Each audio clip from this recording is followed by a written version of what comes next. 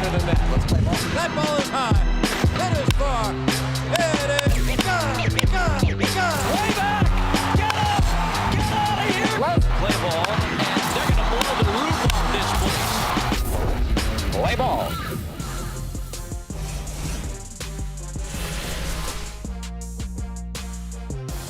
Welcome to Play Ball presented by Nike.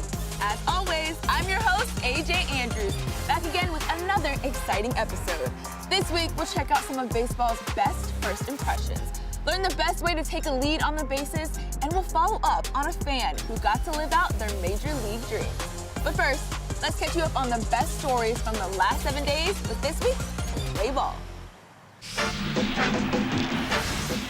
This week in Play Ball. Into center field, a base hit for Jesus Sanchez, and the Marlins walk off the Dodgers. See ya! A grand slam! The Yankees lead 12-3.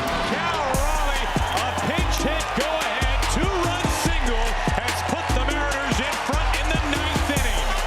Walking home is Dominguez, and the Yankees win this game.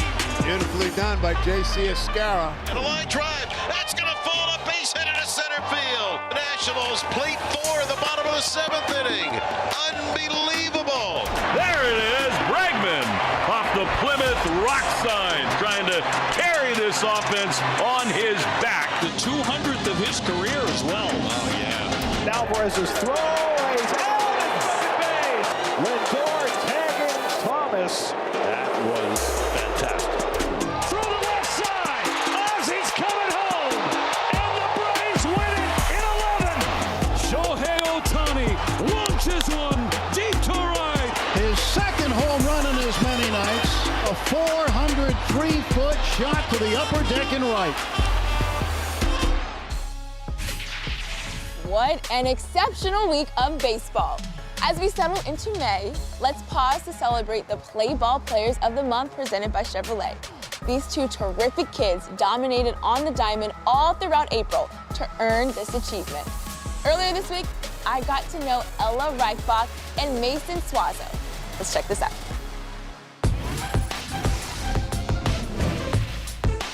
I'm so excited to be joined by the Play Ball Players of the Month for the month of April, sponsored by Chevrolet, Ella and Mason. Ella, what made you want to start playing softball? My mom, she taught me how to get in a batting stance and how to hit better. Ella, I love that. The reason I wanted to play softball too was because my mom was playing softball. Mason, what made you want to start playing baseball? Kind of just the kids in my neighborhood. They just encouraged me. We just usually practiced a lot, and so it kind of just wanted me to play baseball. How do you encourage your teammates? Because you guys know softball and baseball can get hard sometimes. Are there any things that you tell them, any words of encouragement you give them in order to get them excited again? We all struck out, and a lot of people on my team get upset. So we say it's okay, you can hit it next time. I'll probably just say keep going, we got this, have fun, play good, have good sportsmanship and stuff. I know pitching is your main thing. What is it that you love so much about pitching? Probably just getting people out. That's the best mentality. How do you get people out? Just throwing a ton of strikes. No, you make it sound so easy. How are you able to be so confident and throw so many strikes on the mound? I just use my whole entire body to get momentum. There's 3 or 4 pitchers on my team besides me, and I just watch the girls what they're doing and then do that because nobody's really taught me how to pitch.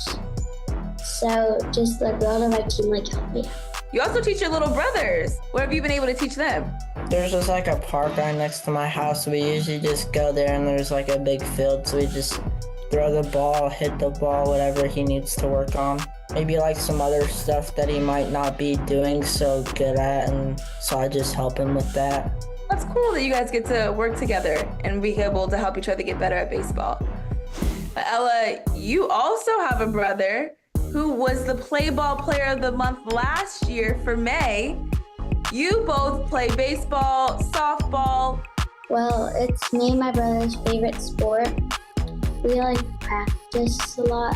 I feel like some part of it we get it from my mom. Who's better, you or your brother? Well, he's better at hitting, but I think I'm a little bit better than you. Well, you're gonna keep working so that you guys can be like both just keep getting better together, right? That's gonna be really cool to watch. Who's your favorite Major League Baseball player? Shohei Ohtani. Shohei Ohtani. And Ohtani hammers this one to right field. It is gone! A home run! Shohei Ohtani knocks one out to give the Dodgers the lead once more. He's like pretty much just like chilling. He's such a good example. He inspired me to like pitch, and he's also like a really good batter. What advice would you give someone else that wants to be a Play Ball Player of the Month? Have a ton of confidence, work hard, believe in yourself, have a good mindset. Anybody can like be a Play Ball Player of the Month if you work for it. Because you both are the Play Ball Players of the Month, you get to go to the World Series. Really? Wow. I gotta see the happy dance. I gotta see the happy dance, or you can't go. Let me see it. All right, all right. Hopefully, Shohei and the Dodgers will be back in the World Series, and maybe you'll get to meet him. Would that be cool? Yeah. Yeah. Air 5, ready? 1, 2, 3. Nice. When we come back, Play Ball ambassador Bobby Witt Jr. leads the way on the base paths. So right here is normally about 10 feet-ish, and then when I'm really feeling good, you can always take your extra step. Plus, the best moments of the week in the walk-off. Stowers! No way! A walk-off grand slam! It's over. Say goodnight to the Blue Jays. Jorge Soler wins it for the Angels. Play Ball is presented by Nike. Welcome back to Play Ball, presented by Nike. I think fans are excited. A standing O before his first big league at bat. Drive to left field.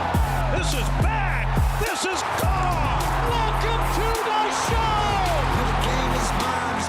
Yeah, it's my time to shine. Oh, Marciano! Wilson Contreras. Jason Hayward. Eddie Rosario. It's not that easy up here. Gone. Soler. Well, maybe it is.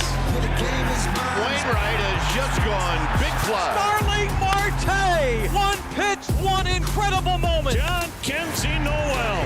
And his feet still haven't touched the ground. Yeah, run it up. Here is Daniel Nava, who was part of a great story. No team drafted him. He got cut by the independent league, and here he is today. Bases loaded, nobody out, and there's a drive hit deep to right field. A grand slam.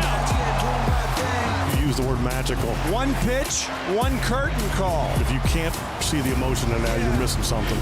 Way out of here. Kevin Kuzminoff hit a grand slam. Jerickson Profar. Jeremy Hermino. Tyler Austin hits a home run, his first major league at bat. Now Aaron Judge has to match that as he makes his first big league at bat. It's my time to shine. Judge hits one to center field and deep. See ya!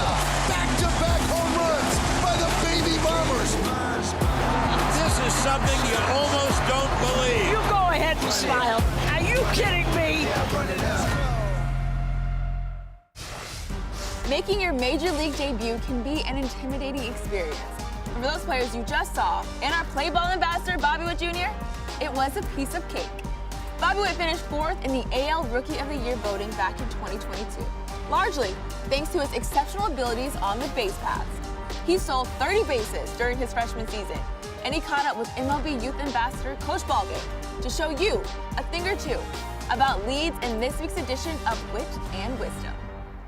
Coach Ballgame here with Play Ball ambassador Bobby Witt Jr., and this is Wit and Wisdom.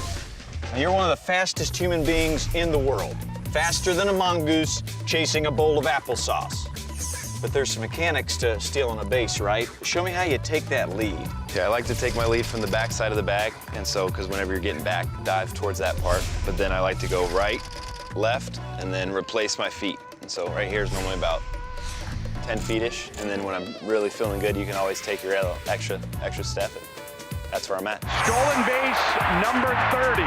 Bobby Witt Jr. becomes the first shortstop in Major League history to have 2 30-30 seasons. Who do you think would win in a foot race between you and me? Right now, me. Bye. Now it's time for Kicking It, presented by Nike.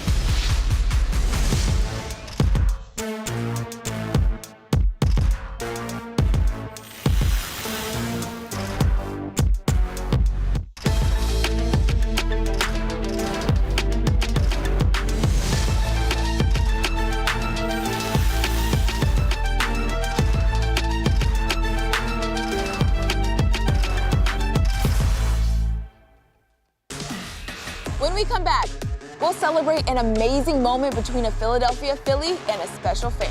Wow, look at that. You got your name, buddy, look. And later, we'll go around the bases with Brent Rooker. I've heard stories about guys driving other guys' cars into the outfield during BP. I haven't seen it personally, but I think that'd be a pretty funny one to witness. But first, here's Play Ball ambassador Bobby Witt Jr.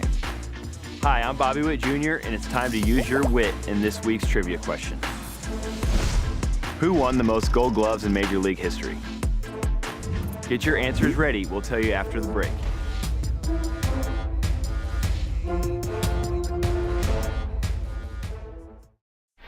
Kicking It is presented by Nike. Welcome back to Play Ball, presented by Nike. Now, let's get back to the trivia question. Who won the most Gold Gloves in Major League history? Do you have your answers ready? Check this out. Maddox, oh, what a play!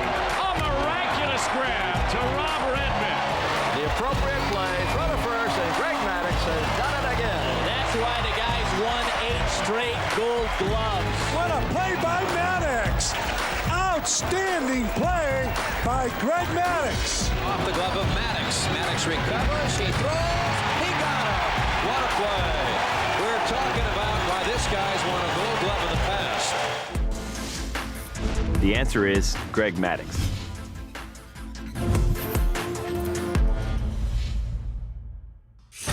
And now everybody's coming to their feet. What a crescendo. Alvarado set to go. He's right along with them. Take a breath. Swing and a miss. He got him. Wow. Jose Alvarado. Last week, we showed you an amazing moment from Philadelphia of a fan, just like you, imitating pitcher Jose Alvarado from the stands. It was such a cool thing to witness. And while Alvarado wound up locking down the inning for the Phillies, the story didn't end there. Alvarado saw the clip online and tracked down the fan and his family in order to give them a once-in-a-lifetime experience. That fan is 12-year-old Prince Bailey, who was celebrating his birthday with his grandfather when he went viral for his awesome impression of Alvarado. We couldn't miss out on this epic conclusion, so we made sure to head to Philly to capture this incredible moment for the Bailey family. By the time we hit Broad Street, by the time we went home, it went viral. 12-year-old Prince Bailey's life changed on April 29th, and it only took 17 seconds. Yeah, 17 seconds and the whole world, you know what I mean, fell in love with this kid. He's right along with them. Take a breath. Swing and a miss. He got him. Prince is on the autism spectrum, but his grandfather Troy says sports has always been a way for him to express himself. As he grew, watching sports in the whole 9 yards, he just loved to imitate the players, whether it's football, baseball, whether they're hitting, throwing, or batting, catching, try to throw the ball like a quarterback, and that's what he does. That's who he is. His self-expression captured all of baseball in an instant, and Jose Alvarado and the Phillies just had to get them back to the stadium to celebrate. How you doing, sir? Good. Good to meet you. Good to meet you. With a few extra surprises. Wow, look at that. You got your name, buddy, look. Yeah. Jose gifted Prince with a bag of signed baseballs, a handmade necklace, and a signed hat and jersey complete with a special message. It's all it was just something of an encouraging message for him, and just sharing some thoughts like that, to never give up and just follow his dreams. Let's keep going. We'll never give up. God bless you, Princeton. It's something really important for me, just to see someone, especially a little boy like that, and it just really got me in the deepest part of my heart. Like, I felt like something. And the fun didn't stop that night for Prince and the Phillies. Alvarado's ready. Princeton's ready. We're ready. Princeton and Alvarado have their signs. Swing and a miss. He got him. Princeton's reacting like everybody else. Stories like this are what being a baseball fan is all about.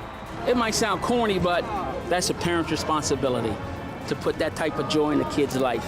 You know what I mean? Baseball, sports, whatever, because you never know where that can grow.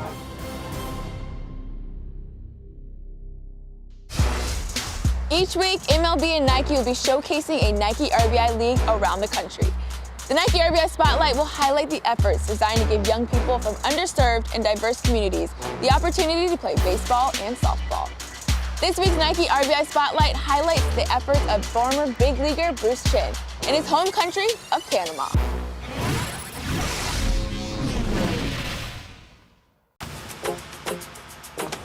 When I was little and I was playing, I didn't think I was going to be like a professional baseball player, but I enjoyed it. And then after playing in the big leagues, being a professional baseball player and everything, then I wanted to do something. I wanted to do something back, and we brought the RBI program to Panama.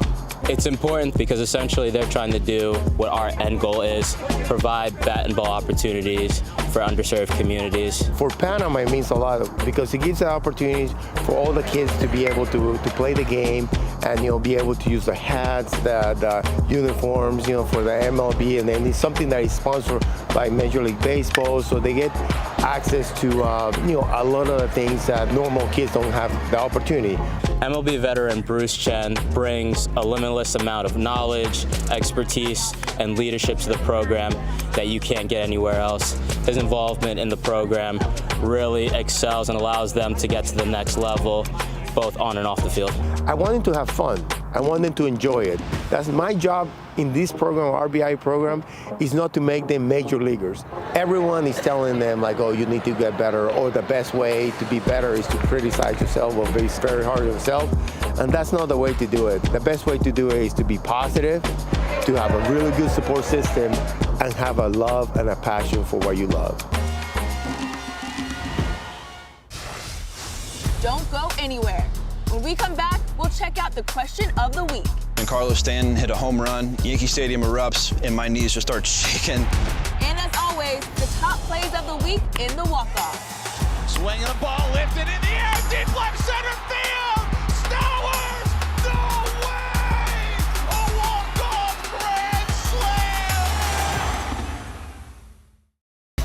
slam! Welcome back to Play Ball, presented by Nike.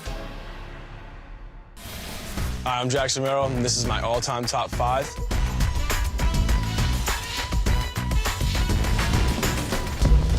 Barry Bonds, Hank Aaron, my boy Manny, he's up there for me. Watching up growing him, he's in my top 5. Babe Ruth, throw him up there. And then a personal favorite, I'm going Big Papi. That's just my personal favorite. Jackson Merrill is helping hold things down with the San Diego Padres. But up the California coast, there's another slugger making waves.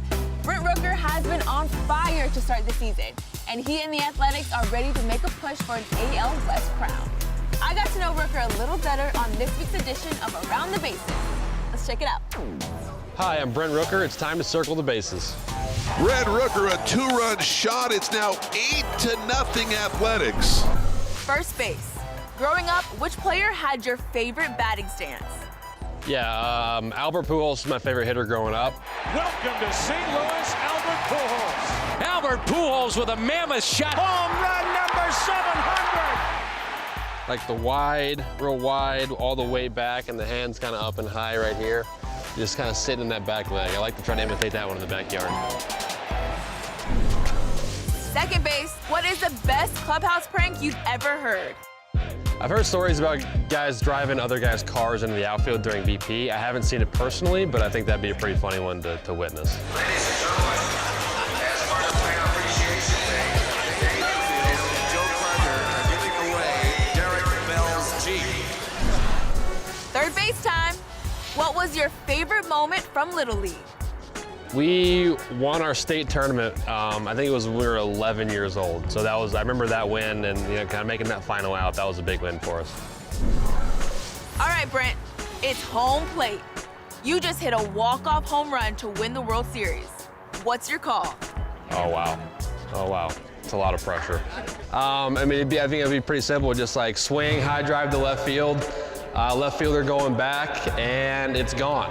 Rooker, it's a high fly ball, left center field, going back. Melendez at the track, he'll turn, and it is gone. Perfect, I nailed it. Now it's time for the question of the week. What was the loudest you ever heard a stadium during your career? The loudest stadium I ever heard is Dodger Stadium. She is gone! Oof. Petco Park is up there, Baltimore in the playoffs as well. Ryan Davis home run, Game 7 against the Cubs. That was very loud. Giancarlo Stanton hit a home run. Yankee Stadium erupts, and my knees just start shaking. Probably one of like 10 Giancarlo Stanton homers. Wild card, 2019, after I hit that single to right field. In Philly, I gave up a home run to Bryce Harper, and the stadium erupted.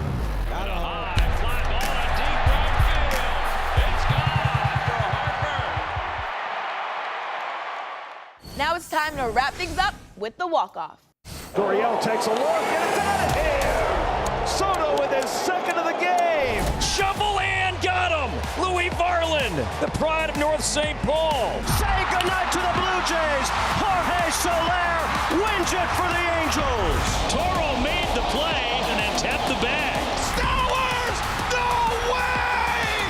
A walk-off grand slam! Wilson